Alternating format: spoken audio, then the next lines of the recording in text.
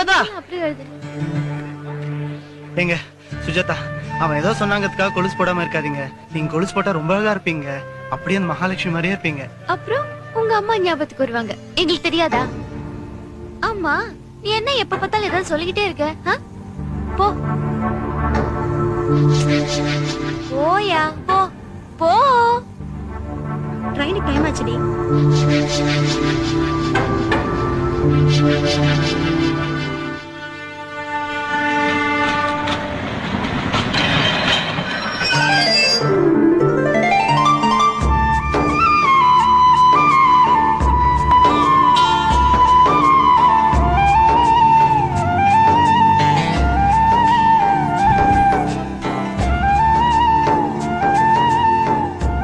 எனக்காக கொலுசு போட்டுக்கிறதுக்கு ரொம்ப தேங்க்ஸ்ங்க.